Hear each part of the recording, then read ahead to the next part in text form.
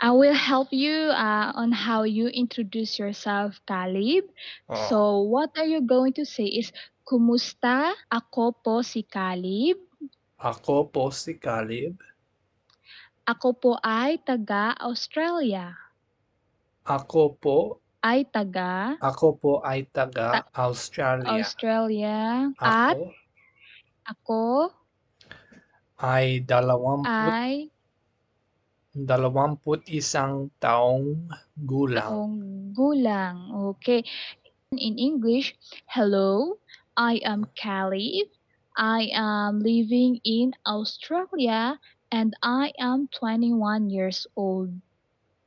Yeah. Do you get it? Okay, do you understand? Oo, yes.